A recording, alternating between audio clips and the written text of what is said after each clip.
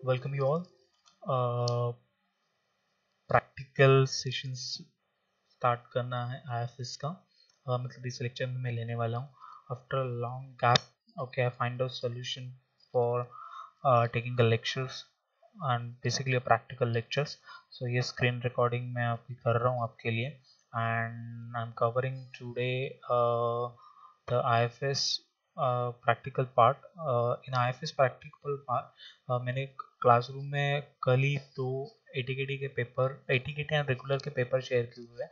सो आपने go through किए होंगे तो आपको समझेगा कि there are two type of questions are coming in examination जो प्रैक्टिकल बेस्ड होते हैं। तो एक होता है फैक्टरिंग बेस्ड सम्स होते हैं और एक हाइपर परचेस के रिलेटेड सम्स होते हैं। So today we are taking a factoring based sums. बहुत इजी सम्स है, इवन तो हायर परचेस के भी सम्स बहुत इजी है। So you have to be just okay remember the steps समझा तो आपका काम होने वाला है। I am taking today okay the basically 5 different types of questions and मैं असाइनमेंट्स के लिए 3 क्वेश्चंस देने वाला हूँ। So without much wasting time, we started with the first sum. So आप स्क्रीन पे देख रहे होगे there is a first sum exercise number 1। क्या लिखा है देखते हैं। Given average level of receivable is rupees 1 lakh। तो what is the average level of receivables? Average level of receivables means आपको आपकी credit sales basically, ठीक है। The factor charges a 2% commission and agree to provide 80% advance। So factor ने क्या agree किया है, 80% advance देगा टोटल रिसीवेबल्स का और 2% कमीशन चार्ज करेगा। ये जो एडवांस देने वाला है for 90 days at the 18% interest rate. So वो एडवांस 80% होगा, वो कितने दिनों के लिए देने वाले हैं, वो 90 डेज के लिए, and they charge the interest on that is 80%। So are you getting the cost? Factor है charge two things over here, the 2% commission as well as 18% interest rate. Okay, देखते हैं आगे क्या लिखा है। Except a saving on an administrative collection and default cost if enter on a factoring to an extent of rupees 5000। Okay, so basically आपका ये saving होने वाला है एडमिनिस्ट्रेटिव कलेक्शन एंड डिफॉल्ट का कॉस्ट का, वो 5000 रुपीज है, ठीक है। So this is basically a net saving okay on this, जो आपको बेनिफिट मिलने वाला है। Find the effective cost of factoring. अभी पहला क्वेश्चन हमेशा फैक्टरिंग में इफेक्टिव कॉस्ट पूछा जाता है और दूसरा क्वेश्चन यहाँ पे पूछा जाता है rate of returns. Okay, so effective rate of returns और नॉर्मल रेट ऑफ रिटर्न्स। सो अभी हम यहाँ पे इफेक्टिव कॉस्ट फाइंड आउट करेंगे। It is nothing but it is also one particular, मतलब हम रेट ऑफ रिटर्निंग और rate of cost basically find out करने वाले, मतलब परसेंटेज में, ठीक है। सॉल्यूशन की शुरुआत करते हैं गाइस। सॉल्यूशन कभी भी लिखते हो इस प्रकार का तो ये हमेशा पॉइंट वाइज लिखना बहुत इंपॉर्टेंट होता है। इसके लिए मैंने यहाँ पे भी बहुत step wise, not a point wise, step wise लिखो तो आपको बहुत इजीली अंडरस्टैंड होगा। So start with the solution. First हमने यहाँ पे लिखना है एवरेज लेवल ऑफ रिसीवेबल्स। अभी ये एवरेज लेवल ऑफ रिसीवेबल अपने को गिवन है 1 lakh rupees, 1 lakh rupees given, यहाँ पे मैंने दे भी दिया है, यहाँ पे कैलकुलेशन से यहाँ पे अमाउंट है, ठीक है। देन आफ्टर ये होने के बाद हमें क्या बोला है, फैक्टरिंग चार्जेस बोला है। सो हम फैक्टरिंग कमीशन, बेसिकली कमीशन बोला है तो फैक्टरिंग कमीशन लेते हैं। फैक्टरिंग कमीशन कितना है, that is a 1 lakh, okay sorry 2% on the receivable. So अभी 2% हम इजीली निकाल सकते हैं, पर मैं आपको करके दिखाता हूँ। 1 लाख का 2%, ठीक है। सो कितना आएगा देखो, 2000। ओके, देन इसके बाद हम क्या निकाल रहे हैं, एडवांस निकाल रहे हैं। एडवांस कैसे निकालोगे, कितना अमाउंट दिया जाता है, ये तो पूरी क्रेडिट सेल हो चुकी है भाई, कितना मिलता है। सो 80% मिलता है, इज दैट ओके। सो 1 लाख का 80% लिखना है, दैट इज एडवांसिंग अमाउंट। सो 1 लाख का 80% कितना आता है, 80,000। ये तीन चीजें समझी। एक तो पहले तो गिवन ही अमाउंट है, that is average level receivables दिया है। Second is a factoring commission जो हमें कैलकुलेट करना है, उसका परसेंटेज हमें ऑलरेडी दिया हुआ है। एंड देन कितना एडवांस अमाउंट मिलता है, 80%, वो हमने निकाला। कहानी यहाँ से शुरुआत होती है, that is a fourth point. अभी फोर्थ पॉइंट में हमें निकाले क्या, तो फोर्थ पॉइंट में हमें निकालना है नेट एडवांस अवेलेबल। भाई कितना एक्चुअल हाथ में मिलता है, कितना एक्चुअल हाथ में मिलता है, मतलब ये 2% निकल के और ये 18%, दैट इज अ कॉस्ट निकाल के जो बाकी अमाउंट मिलती है हाथ में बचती है वो फाइंड आउट करनी है। सो इसकी वजह से हमें क्या करना पड़ता है, इसकी अमाउंट क्या करनी पड़ेगी, कमीशन की और इंटरेस्ट की निकालनी पड़ेगी। ओके, सो पहले तो आपको नॉर्मल फैक्टरिंग में कितना मिलता है, ओके 80,000 मिलने वाला है, दैट इज एडवांस अमाउंट। पूरा 1 लाख तो मिलने वाला नहीं है, 80,000 मिलने वाला है। उस 80,000 में से भी आपका क्या जाने वाला है, 2,000 का कमीशन जाने वाला है, वो हमने क्या किया, माइनस किया। मतलब आपके पास क्या इतना मिलने वाला है 78,000। उस 78,000 में से आपको क्या चार्ज करना पड़ेगा, आपको क्या चार्ज किया जाएगा, इंटरेस्ट रेट चार्ज किया जाएगा। इट्स वेरी स्पेसिफिक गाइस, यहाँ पे 78,000 लिखा है, 80,000 नहीं। 80,000 तो आपको एडवांस मिलने वाला है, उसमें से हमने क्या माइनस किया, कमीशन माइनस किया, तो कितना बचा 78,000। और उस 78,000 that is the amount you are getting okay for use, उसके ऊपर भी आपको क्या मिलने वाला है, इंटरेस्ट चार्ज होने वाला है। वो कितना है, 18%। 18% गाइस पूरे पर एनम का है, पर आपने को कितने टाइम के लिए मिलने वाला है, 90 days. Therefore 90 days divided by 360। सो भाई इसका कैलकुलेशन करवाते हैं, मैं कैलकुलेटर ओपन करता हूँ, वेट। सो आपको कितना दे दिया है, बहुत ही बड़ा है ये, हाँ आपको कितना दिया है, 78,000 का 18%, that is 18% into 90 divided by 360, कितना आता है 3,50510। ये आपको अमाउंट आ चुकी। सो ये हम अमाउंट लिखेंगे 3,510 रुपीज। भाई सही है ना अमाउंट, हाँ 3510। सो 3510 आपको इंटरेस्ट मिलने वाला है। तो गाइज आपको जो नेट एडवांस मिलने वाला है वो 78,000 में से 3510 माइनस करना पड़ेगा। 78,000 में 80,000 में से कमीशन माइनस किया, जो अमाउंट मिला उसके ऊपर हमने इंटरेस्ट चार्ज किया। ओके, वो इंटरेस्ट है 3501, वो भी हमने उसमें से लेस किया। तो हमारे हाथ में सिर्फ 80,000 नहीं लगने वाले, हमारे हाथ में 74,490 rupees, this is a net advance amount हमें अवेलेबल होने वाला है। ये हमें फाइंड आउट करना है 4th स्टेप में। 5th स्टेप में हमें फाइंड आउट करना है annual cost of factoring. Annual cost of factoring मतलब भाई ये तो जो चीज हुई ये एक पर्टिकुलर रिसीवेबल्स की हुई। ओके, सो अभी ईयरली कितना हमें, एनुअली कितना कॉस्ट पड़ेगा, सो उसके कारण हमें क्या करना पड़ेगा, थोड़ा सा रिवर्स इंजीनियरिंग करना पड़ेगा before we calculating. Okay, on annual basis हमें जो ये 2,000 रुपए दिया है commission, is that okay, it is a particular for the one transaction और रिसीवेबल। सो 90 डेज में आप कौन सा तो 1 लाख का सेल्स कर रहे हो, तो उसके ऊपर आपको कितना मिलेगा, 2,000 रुपीज का कमीशन पे करना पड़ेगा। पर 360 डेज में आपको कितना भरना पड़ेगा कमीशन, ये फाइंड आउट करने के लिए आपको क्रॉस मल्टीप्लिकेशन करना जरूरी है। तो इसके लिए मैंने वैसे ही किया है, that is 2,000 into 360 divided by 90। ये करोगे तो आपको एनुअली क्या मिलेगा, कॉस्ट मिलेगा कमीशन का। Is that okay? सो यहाँ पे मैं करके दिखाता हूँ एक्चुअल क्या मैं बोल रहा हूँ, ये क्लियर करवाते हैं। 2,000 इंटू 360 डिवाइडेड बाय 90, ये करने के बाद जो 8,000 रुपया आ रहा है, ये 8,000 रुपया आपको सालाना एज अ कमीशन भरना पड़ेगा। ये आपकी फैक्टरिंग कॉस्ट हो चुकी है एनुअली। और दूसरी एक कॉस्ट आपको भरना है, दैट इज अ 18% का इंटरेस्ट रेट। अभी ये जो 18% का इंटरेस्ट है वो पूरे 80,000 के ऊपर मिलने वाला है क्या एडवांस पे, नहीं, उसमें से तो क्या हो चुका, ओके कमीशन तो माइनस हो चुका, तो आपके हाथ में 78,000 होता है। सो 78,000 का आपको क्या करना पड़ेगा, 18% निकालना पड़ेगा। वो आ रहा है आपका कितना, 14,040। ओके, और इन दोनों को ऐड करोगे तो आपको मिलेगा एनुअल कॉस्ट ऑफ फैक्टरी। बहुत लोग दिमाग लगाते सिर्फ इसको 90 डिवाइडेड बाय 360 क्यों नहीं करने का, ओके क्योंकि अरे हमें एनम निकालना है पर एनम, ओके ना कि 30 दिन 90 डेज का, 90 डेज का निकालना था, इसके लिए हमें वो 3150 ऊपर किया। अभी हमें एनुअल निकालना है। सो 78,000 हमारे पास तो रिसीवेबल्स है ही, उसमें से 18% हमने चार्ज किया है, per annum interest rate charge किया है, तो पूरा एनम का इंटरेस्ट रेट आ चुका है यहाँ पे, दैट इज अ 14,040। इसको जरा हम मिनिमाइज करते हैं। तो इसको टोटल लेते हैं, इसका देखो कितना आ रहा है, दैट इज 8,000 प्लस 14,040 मतलब कितना आ चुका 22,040। इतनी कॉस्ट आपको पे करनी पड़ती इफ यू आर अवेल और getting the factoring services per annum wise guys, क्योंकि क्या बोला है एनुअल कॉस्ट ऑफ फैक्टरिंग।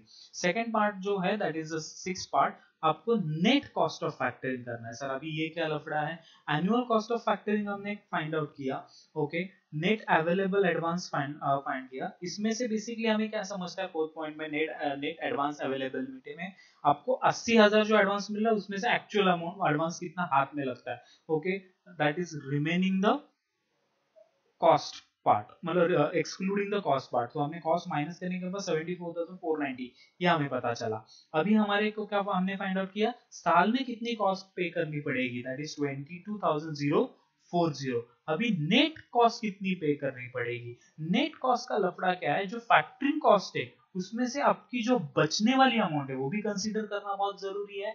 सो यहाँ पे गाइस आपकी जो नेट कॉस्ट है that is 22,040 minus net saving. अब ये नेट सेविंग फाइंड आउट कहां से करें, तो नेट सेविंग यहाँ पे ऊपर सम में दे दिया है उन्होंने, that is okay you are getting this particular factoring. तो आपका सेव क्या होने वाला है, administrative collection and default cost save होने वाला है। वो कितने अमाउंट का है, 5,000, मतलब 5,000 तो बचने वाले हैं मेरे। So I should be okay deduct this amount from the annual cost. तो इसके लिए मैंने 5,000 यहाँ से क्या कर दिए, ओके डिडक्ट कर दिए। मतलब मेरा नेट फैक्टरिंग कॉस्ट कितना होने वाला है, 22,040 नहीं, मेरा 17,040 रुपया ये बचने वाला है। सो गाइज अभी हमें क्या करना है, इफेक्टिव रेट ऑफ फैक्टरिंग हमें फाइंड आउट करना है। Effective rate of factoring find out करते हुए हमें क्या करना है, नथिंग बट परसेंटेज निकालना है। तो हमारी जो net cost of factoring divided by net advance available into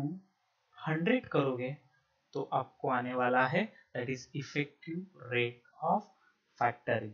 ठीक है, क्या किया हमने, nothing but 6 divided by 4 into 100 ये किया, तो हमें ये आंसर आ जाएगा। 6 मतलब क्या, that is net cost of factoring divided by 4 मतलब नेट एडवांस अवेलेबल इंटू 100 करोगे तो आपको क्या आने वाला है, that is effective rate of returns. मतलब आप जो कॉस्ट पे कर रहे हो नेट डिवाइडेड बाय आप एक्चुअल जो नेट अमाउंट आपको मिल रहा है अवेलेबल, उसके बेसिस पे कॉस्ट कितना रेट परसेंटेज पे पे कर रहे हो, तो 22.88%। Is that okay? एक लेमैन लैंग्वेज से बता दूं तो बंदा जब पढ़ता है एक्सरसाइज तो ऐसे लगता है अरे 2% कमीशन है, 18% इंटरेस्ट है, तो 18 प्लस 2 करो 20% एनुअल कॉस्ट ऑफ फैक्टरिंग होगा। नहीं, okay, because you are okay losing some point, that is 90 days के लिए बोला हुआ है, okay, then what exactly the total amount you have to be received, ये सारी चीजें यहाँ पे मिस आउट होती है। सो गाइस आपको एक्चुअल कितना परसेंटेज आप पे कर रहे हो, 22.88%। इन दोनों को ऐड करता था तो अंडर एस्टिमेशन हो जाता था 20% से। Actual cost of effective rate of factoring कितना है, 22.88%। So guys this is very important to take a decision to the management whether we go for the factoring और नॉट। ठीक है, सो इसको मैं थोड़ा सा बोल्ड करता हूँ एंड नेक्स्ट एक्सरसाइज के लिए हम निकलते हैं। नेक्स्ट एक्सरसाइज जो है वो है एक्सरसाइज नंबर 2। ऐसे लग रहा होगा तो नहीं है, एक्सरसाइज नंबर 2 थोड़ा सा बाद में करते हैं। हम फर्स्ट ऑफ ऑल जाते हैं एक्सरसाइज नंबर 3 के लिए। एक्सरसाइज नंबर 3 देखते हैं guys, very simple and very मतलब बहुत इजी सम है। एक्सरसाइज नंबर 1 जो है वो 7 मार्क के लिए पूछा जाता है, ये भी 7 मार्क के लिए पूछा जाता है एक्सरसाइज। ओके, सो ध्यान दीजिए क्या लिखा है, from the following information given calculate the advance paid by factor. क्या पूछा है, एडवांस कितना भाई मिलता है, फैक्टरिंग कंपनी कितना पे करती है, ओके, फैक्टर को। सो देखते हैं क्या क्या दिया है। यहाँ पे टोटल सेल्स दिया है, ऊपर एवरेज रिसीवेबल दिया था, यहाँ पे टोटल सेल्स है, ये ध्यान रखो। Same it is average collection period 90 days. यहाँ पे एक चीज ऐड की है, bad debts losses in the past 1.50 and administrative and collection cost 50,000 जो ऊपर भी थी अपनी। और ये थोड़ा नया है बैड डेट्स का, इस एक्सरसाइज में एक्चुअली उसका कुछ यूज नहीं है। फैक्टरिंग कमीशन देते ही है, एडवांस इंटरेस्ट का एडवांस रिसीवेबल का जो इंटरेस्ट है वो दिया 18% and factors with holding as a reserve 10% है। क्या इसका मीनिंग है गाइस? 10% रिजर्व करता है फैक्टर्स, मीन्स 90% क्या देता है? एडवांस देता है। Is that okay? सो पहले शुरुआत करते हैं हम सॉल्यूशन के लिए, ठीक है। सो देखो पहले अभी हमें क्या निकालना पड़ेगा, इस सब में एवरेज लेवल ऑफ रिसीवेबल्स नहीं है। So we first of all calculate the average level of receivable. Average level of receivable calculate करते हुए हमें क्या लेना है, that is total sales into the average collection period. समझ में आ रही है? दो चीजें यहाँ पे आएगी, वहां पे कैलकुलेशन भी देखो। टोटल सेल्स जो हमारा 50 लाख से into 360 into 90 divided by 360। Okay, 90 days ये हमारा क्या है? एवरेज कलेक्शन पीरियड है, ठीक है। तो इसको थोड़ा सा मैं कॉपी करता हूँ for calculation purpose. Is equal to, देखो क्या आ रहा है, ओके 12,50,000 रुपीज, ठीक है। ये हमारा क्या हो चुका? एवरेज लेवल ऑफ रिसीवेबल, मतलब हर 90 दिन में 12,50,000 का क्या होता है? सेल्स होता है। इसका मीनिंग ये हो चुका, ठीक है। देन फैक्टरिंग कमीशन आ जाएगा। अभी फैक्टरिंग कमीशन गाइस 12,50,000 से 12,50,000 जो हमारा एवरेज लेवल ऑफ रिसीवेबल है उसका ही निकालना पड़ेगा। यहाँ पे मैंने एक्चुअली करवा दिया है इसको, मैं मतलब आप ऐसे भी कर सकते हो for betterment of understanding. Point number 1 का आपको 10% निकालना है, 2% निकालना है फॉर कमीशन के लिए, एंड रिजर्व्स के लिए पॉइंट नंबर 1 का 10%। सो गाइस पॉइंट नंबर 1 जो अपना आया है that is average level of receivable, उसका भी हम 2% निकालेंगे जो गिवन अमाउंट है कमीशन का, तो हमें क्या मिलेगा? फैक्टर्स कमीशन मिलेगा। कितना है average level of receivables? 12,50,000 into 2%, कितना आया? 25,000 ये हमारा कमीशन आ चुका। और 12,50,000 का ये हमारा एवरेज लेवल ऑफ रिसीवेबल से इनटू हम 10% करेंगे तो हमारे पास क्या मिलेगा? 10% फैक्टरिंग रिजर्व्स मिलेगा, ठीक है। सो हमने कमीशन कैसे निकाला और फैक्टरिंग रिजर्व कैसे निकाला आपको पता चला होगा। Right now we move to the next. अभी उन्होंने क्या पूछा है, ओके अब हमको एक्चुअली कितना पे किया, तो गाइस पे करते समय ये दो चीजें तो माइनस हो जाएगी। तो एवरेज रिसीवेबल्स को 12,50,000 का सेल्स हो रहा है, उसमें से कमीशन में माइनस करूंगा और रिजर्व की अमाउंट माइनस करूंगा जो मेरे पास रिटर्न रहेगी, तो बाकी का अमाउंट मुझे क्या करना पड़ेगा? ओके, डिडक्ट करके उसको देना पड़ेगा। ओके, सो पहले तो अभी हमें ये फाइंड आउट करना पड़ेगा कि amount available on a factoring deducted by factor. So कितना अमाउंट पहले डिडक्ट कर रहा है फैक्टर? सो 12,50,000, 12,50,000 में से 25,000 एंड 1,25,000 ये अमाउंट क्या हो जाएगी? डिडक्ट हो जाएगी। तो 11,00,000 रुपया वो अमाउंट अवेलेबल है अपने को देने के लिए। अभी ये जो अमाउंट है ये एक्चुअली वो दिया जाएगा, पर इतनी अमाउंट उसको मिलेगी क्या सेलर को? नहीं, क्योंकि इसके ऊपर क्या चार्ज करना पड़ेगा? ओके, इंटरेस्ट, मतलब इंटरेस्ट क्या करना पड़ेगा? लेस करना पड़ेगा। सो इंटरेस्ट की अमाउंट कितनी दी है? 18%। सो देखो यहाँ पे 4 into 18%, what is a 4? That is amount available on a factoring. इतनी अमाउंट फैक्टरिंग के लिए अवेलेबल है, उसमें से 18% चार्ज होगा कितने दिनों के लिए? 90 डिवाइडेड बाय 360, ठीक है। सो हम इसका आंसर इधर मैं कॉपी करता हूँ। सो गाइस दिस इनटू, जाने दो, जो मुझे करना था वो हुआ ही नहीं। 11,00,000 into 18% into 90 divided by 360। I don't know, अरे आ गया, दैट इज 49,500। ये अपना क्या हो चुका? ओके, अमाउंट आ चुका फॉर इंटरेस्ट का। फिर से याद रखो कैसे इंटरेस्ट का अमाउंट निकाला। 11,00,000, 11,00,000 क्या है इधर? That is this is a 4। Okay, यहाँ पे देखो 4 means what? Amount available on factoring deducted by factor, मतलब बाकी की कॉस्ट डिडक्ट करके जो अवेलेबल अमाउंट है 11,00,000 वो फैक्टर देने वाला है, और उसको मल्टीप्लाई क्या किया है, 18% किया है, okay, that is interest per annum, और पर एनम के होने के कारण अभी ये हम रिसीवेबल 90 डेज के लिए थे, इसके लिए 90 डिवाइडेड बाय 360, ओके, सो ये कारण ये आने के बाद आपको 49,500 आपका आंसर आ जाएगा, ओके। अभी ये 11 लाख में से 49,500 माइनस हो जाएगा and the net advance to be paid to the seller अभी हमें मिलेगा, दैट इज अपना जो आंसर है वो, that is 11 lakh minus 49,500 at this interest part, वो माइनस करने के बाद 10,50,500 रुपया, it is the advance to be paid, okay, to the seller और वी कैन से क्लाइंट, ठीक है। So this is very easy sum, okay, that the next sum is also exercise 4 is also the same as it is, जो आपको इस सम को refer करते हुए calculate करना है, ये मैं असाइनमेंट के लिए देने वाला हूँ, ठीक है।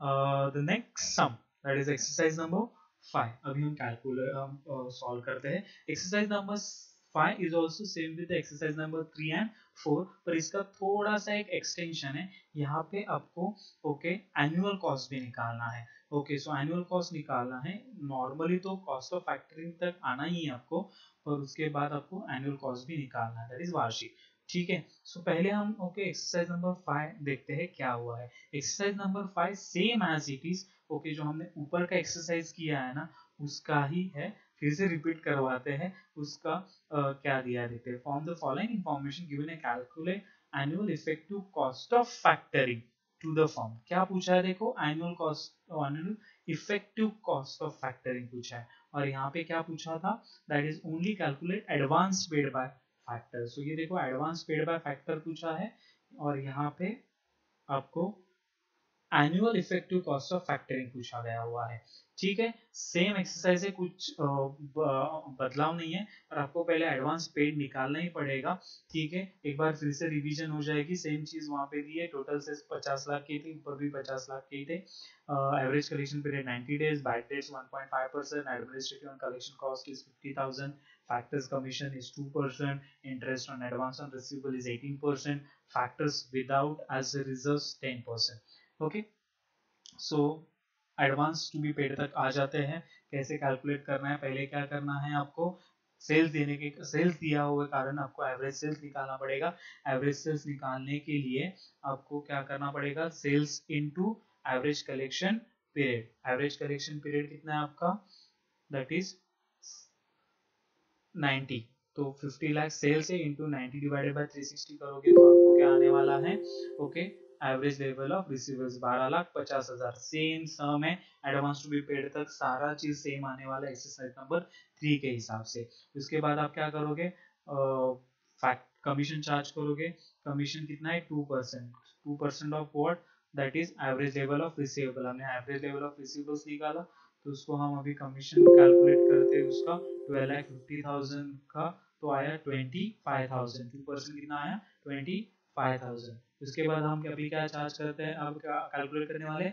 रिजर्व, रिजर्व की अमाउंट कितनी दी है गिवन 10% गाइस, सो 12,25,000 का हम अभी क्या करेंगे 10% कैलकुलेट करेंगे, तो आपको फैक्टरिंग रिजर्व्स मिलने वाला है, सो आया 1,25,000, ठीक है। सो अब हम क्या करेंगे, amount available on a factoring deducted by a factor, जो अवेलेबल अमाउंट है फैक्टर को देने के लिए, ओके, तो कौन सी after deducting the factoring cost, so पहले तो एवरेज लेवल ऑफ क्या निकाला है अपने पास, एवरेज लेवल ऑफ रिसीवर्स 12,50,000, उसमें से क्या माइनस होगा, कमीशन माइनस होगा, this is the factoring cost, and remain sorry commission minus होगा, and second thing is reserve amount minus हो जाएगी, जो बचेगा वो अमाउंट आपको अवेलेबल होगा फैक्टर कंपनी को, सॉरी फैक्टर कंपनी अपने क्लाइंट को देने के लिए। पर ये जब अमाउंट 11 लाख है, पूरा का पूरा अमाउंट दिया जाएगा क्या, नहीं, उसके ऊपर क्या चार्ज किया जाएगा गाइस,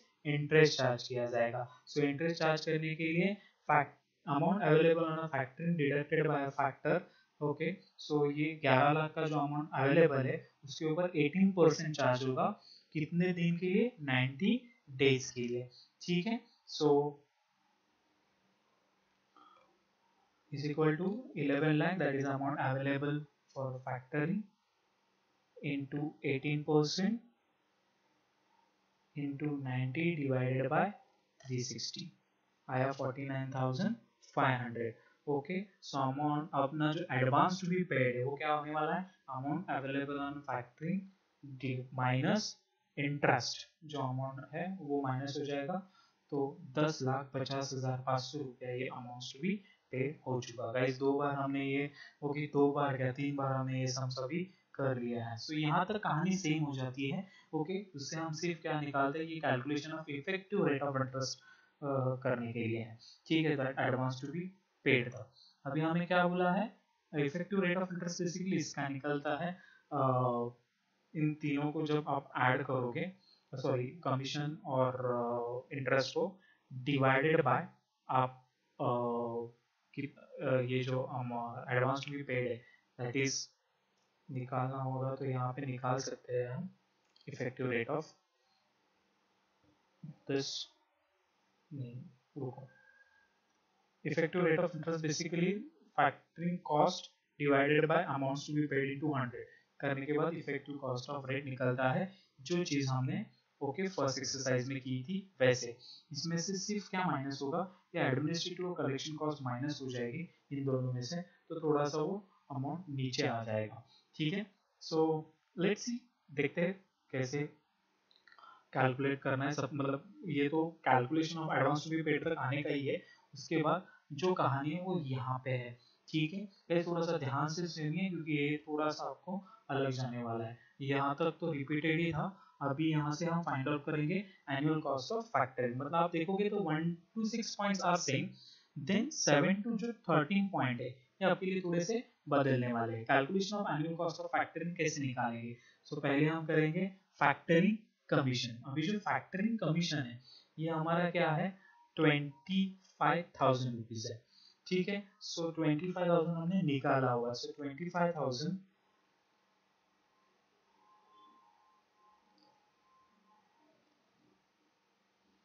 इंटू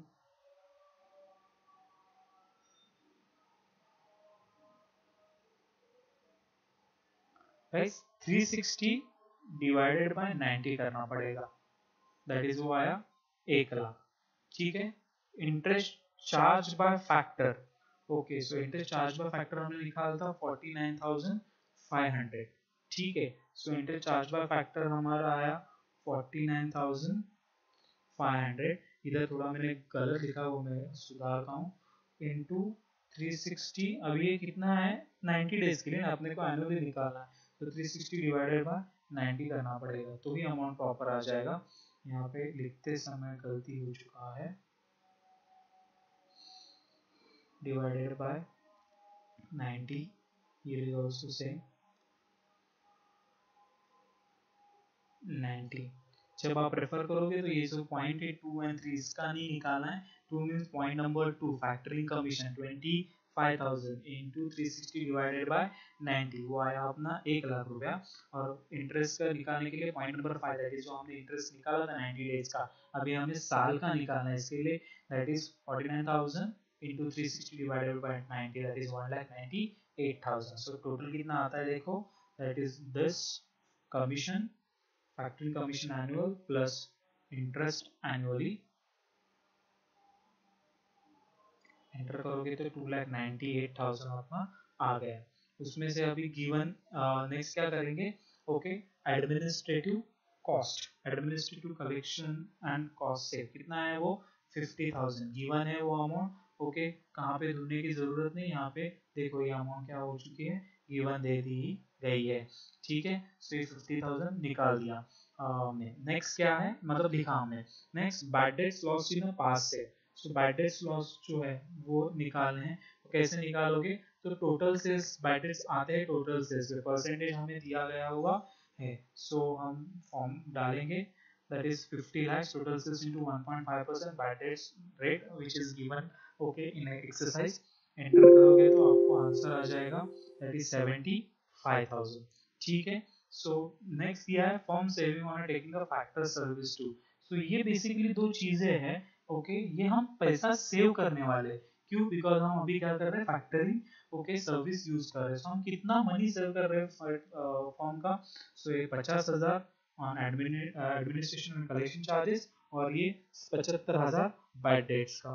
सो टोटल मिला के 1,25,000 रुपये हम फॉर्म का क्या कर रहे हैं, सेव कर रहे हैं। सो हमें नेक्स्ट क्या करना है, net cost of the form find out करना है। Net cost of the form find out करने के लिए हम क्या करेंगे, दैट इज जो टोटल फैक्टरिंग कॉस्ट है उसमें से हम फॉर्म्स का जो सेविंग है, that is net form saving, आपने ऊपर ही फर्स्ट एक्सरसाइज में किया था वही चीजें, कुछ अलग नहीं है, थोड़ा सा बदल गया है। Okay, that is total factoring cost में से हम वो नेट सेविंग क्या करेंगे, ओके माइनस करेंगे। नेट सेविंग में कलेक्शन वहाँ पे सिर्फ आया था एडमिनिस्ट्रेटिव, यहाँ पे और एक थोड़ी सी नई चीज है, दैट इज बैड डेट्स भी आ रहा है। ठीक है, सो हमारा कितना बच रहा है, नेट कॉस्ट ऑफ द मतलब सॉरी, कितना कॉस्ट एक्चुअली नेट पे करना पड़ रहा है, 1,73,000। सो 1,73,000 हमारा आ चुका answer, net cost of the fund. अभी हमें क्या फाइंड आउट करना है, इफेक्टिव रेट फाइंड आउट करना है। Net cost of the fund आ चुका, ठीक है। Then advance to be paid हमें पता है कितना है, इनटू 100 करोगे तो इफेक्टिव कॉस्ट ऑफ रिटर्न हम फाइंड आउट कर सकते हैं। मैं ऊपर वही बोलने वाला था, उधर बता रहा था, पर एक्चुअली ये यहाँ पे ही दे दिया गया हुआ है। ठीक है, सो देखते हैं net cost of the fund कितना है, 1,73,000 divided by advance to be paid कितना अपने को मिल रहा है, एक्चुअली 10,50,500 इंटू 100 करोगे तो अपने को क्या आने वाला है, 16.4683 कुछ तो है। थोड़ा हम इसके जीरो जरा कम कर लेते, परसेंटेज समझ में नहीं आता। वेट अ मिनट, ओके, नहीं भाई 2 पॉइंट, तो 16.47 ये हमारा क्या है, effective cost of effective rate of interest okay form को पे कर मतलब मिल रहा है। मतलब while using the cost of factoring we have find out the rate of interest of the firm is 16.47 okay। तो we will continue in the next sum exercise number 6 as well as exercise number